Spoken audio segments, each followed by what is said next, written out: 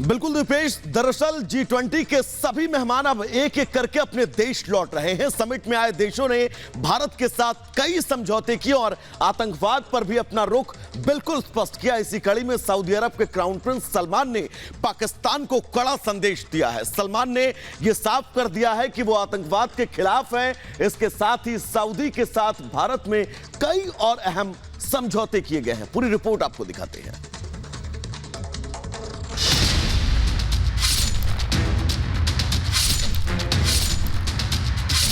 दुनिया भर ने देख लिया भारत का दम। ये बदलते भारत की वो तस्वीर है जो हर भारतीय के सिर को गर्व से उठाती है। भारत दुनिया भर में वाहवाही लूट रहा है। प्रधानमंत्री नरेंद्र मोदी सभी देशों के साथ तालमेल बैठाते हुए कई मुद्दों पर समझौता कर रहे हैं, जिसमें आतंकवाद, सुरक्षा और निवेश जैसे मुद्दे शामिल हैं। G20 समिट का समापन हो चुका है। सभी मेहमान एक एक कर अपने देश लौट रहे हैं। सऊदी अरब के क्राउन प्रिंस और पीएम मोदी राष्ट्रपति से भी मिले। साथ ही आतंकवाद को लेकर पाकिस्तान और चीन को कड़ा संदेश दिया।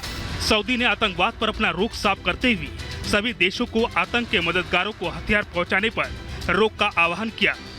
भारत और सऊदी को एक साथ देख पाकिस्तान और भी ज्यादा तिलमिला गया। एक मुस्लिम देश सऊदी अरब के प्रिंस भारत में मोदी के गले मिल रहे हैं। प्रिंस सलमान को भारत में राजकीय सम्मान मिल रहा है। ये देखकर पाकिस्तान के सीने पर सांप लौट रहे हैं। पाकिस्तान और चीन को मोदी और सलमान का गर्मजोशी से हाथ मिलाना, गले मिलना, गले नहीं उतर रहा है। ये हमारी इतनी बड़ी इंसल्ट है कि मुसलमान कंट्री है।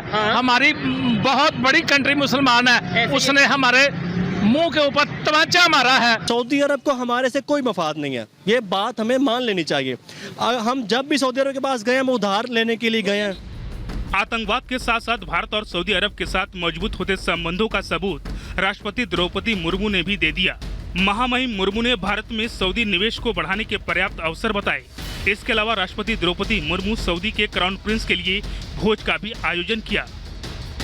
आधुनिक दुनिया में हमारे साझे सांस्कृतिक अनुभव, आर्थिक तालमेल और एक शांतिपूर्ण और सस्टेनेबल दुनिया के प्रति प्रतिबद्धता हमें नेचुरल पार्टनर्स बनाती है। शांति और स्थिरता के लिए एक सकारात्मक शक्ति के रूप में सऊदी अरब की भूमिका की हम सराहना करते हैं। सऊदी अरब और भारत के बीच सोमवार को ऊर्जा के क्षेत्रों में भी समझौते हुए।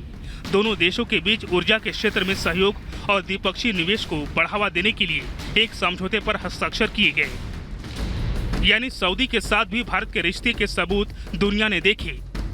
लेकिन मुस्लिम देश होने की वजह से पाकिस्तान को ये रास नहीं आ रहा।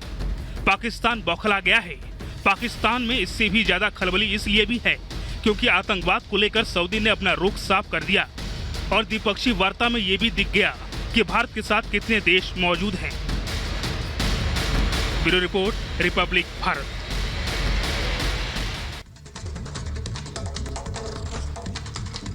अब बात G20 की। G20 के जिस सफल आयोजन के बाद पूरी दुनिया भारत की तारीफ में कसीदे पढ़ रही है। पूरी दुनिया के दिग्गज नेता मोदी के मुरीद हो चुके हैं, लेकिन उसी G20 के आयोजन के बाद भारत में ही सवाल खड़े हो रहे हैं। एक रिपोर्ट आपको दिखाते हैं।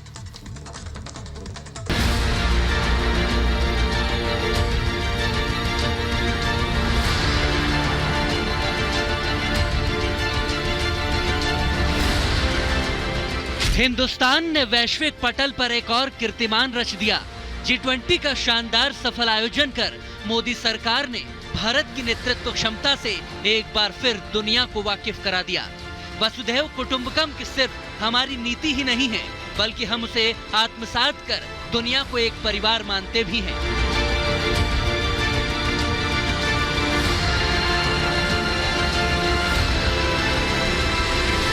G20 के प्रेसिडेंट के तौर पर भारत पूरी दुनिया का आह्वान करता है कि हम मिलकर सबसे पहले इस ग्लोबल ट्रस्ट डेफिसिट को एक विश्वास, एक भरोसे में बदलें। 2 दिनों तक दिल्ली में G20 समिट के भव्य आयोजन ने दुनिया भर में भारत की भागीदारी के कई दरवाजे खोले हैं। सबको एक साथ लाना, साझा घोषणा पत्र पर राजी करना, कॉरिडोर बनाने को मंजूरी देना और अफ्रीकी संघ को सदस्य बनाना समेत कई ऐसे फैसले हैं जिनकी तारीफ पूरी दुनिया कर रही है। लेकिन देश में मोदी विरोधियों को ये रास नहीं आ रहा, तभी तो वो सवाल उठाने में लगे हैं। देश की जनता को क्या फायदा होगा? लोगों को बुला के इतना खर्चा कर देश का प्रकृति बर्बाद करते हैं। देश के आम जनता को क्या फायदा होगा करने से? सुना आपने, जिस आयोजन की तारीफ हर देश कर रहा है वो अपनों को रास नहीं आ रहा। लेकिन आपको बता दें कि इस सक्सेसफुल इवेंट पर बड़े बड़े राष्ट्राध्यक्षों ने क्या ट्वीट किए हैं। जो बाइडेन ने पीएम मोदी की मेजबानी से बहुत खुश होकर ट्वीट किए। अमेरिकी राष्ट्रपति के ट्विटर हैंडल से ही 10 से 12 ट्वीट किए गए हैं, जिनमें भारत आने से लेकर लगातार G20 की बैठकें और समझौतों का जिक्र किया गया है। ज्यादातर ट्वीट में बाइडेन के साथ मोदी नजर आते हैं। जो बाइडेन ने भारत आने की खूब तारीफ की और राजघाट पर बापू की समाधि पर श्रद्धांजलि देने को भी एक बड़ा मौका बताया। This is a real big deal. I want to thank you, Mr. Prime Minister.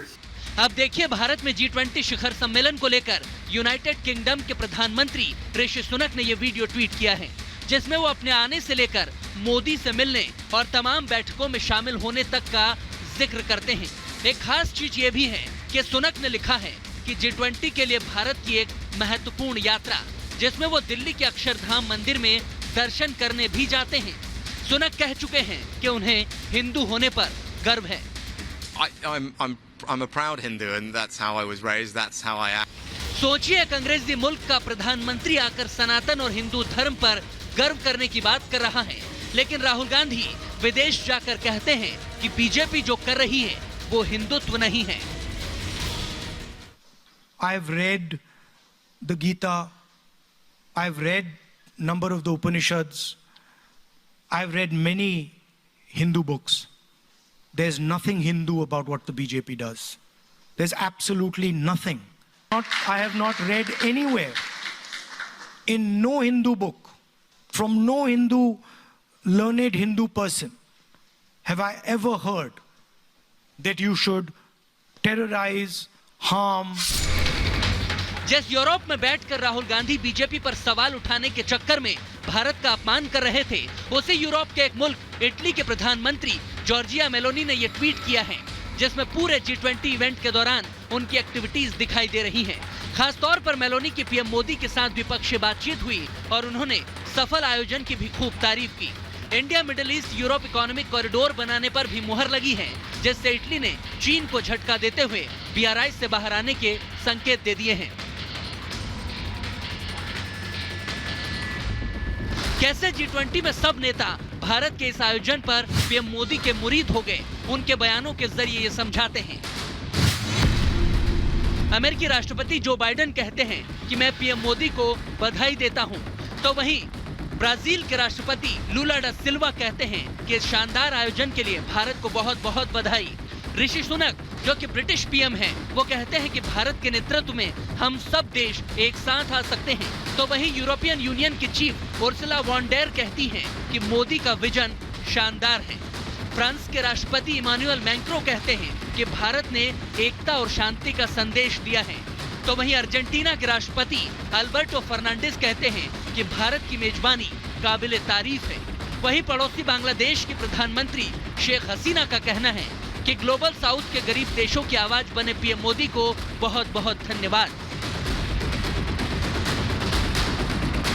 यानी मोदी दुनिया के ग्लोबल साउथ की आवाज बने हैं। G20 के मंच से दुनिया की बेहतरी का मंत्र दे रहे थे, लेकिन कांग्रेस की नेता प्रियंका गांधी राजस्थान में राजनीतिक रैली में खड़े होकर भारत मंडपम में बारिश का पानी जमा होने का दावा कर रही थी और भारत के महोत्सव के मौके को बीजेपी का G20 बताने में लगी थी। कि इनके G20 जब हो रहा था तो बारिश आई और सारा जितना भी वो जहाँ पे वो G20 की मीटिंग रख रहे हैं उसमें सारा पानी फैल गया है। प्रियंका को ब्राजील के राष्ट्रपति को सुनना चाहिए था, जिनके सोशल मीडिया पर भी G20 छाया रहा। लूला डा सिल्वा ने एक दो नहीं बल्कि ताबड़तोड़ कई ट्वीट्स किए। उन्होंने मोदी सरकार के इस आयोजन को सफलतापूर्वक करने पर जमकर तारीफ भी की।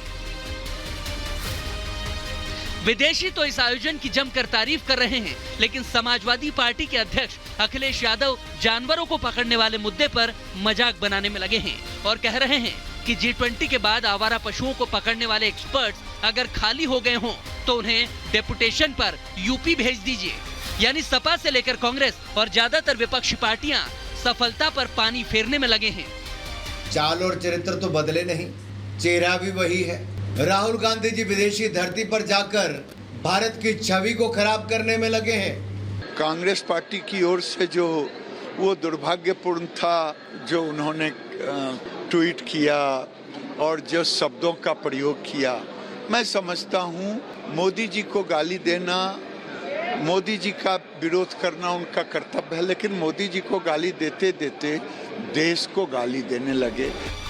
विरोधी कितनी भी खामियां निकालें, लेकिन भव्य तरीके से भारत ने G20 का आयोजन सफल तरीके से कर दिया है और कई कामयाबियां हासिल की है। अब बोलने वाले जो भी बोलते रहें, भारत विश्व गुरु बनने की राह पर सबसे आगे बढ़ चुका है। Bureau report, Republic Bharat.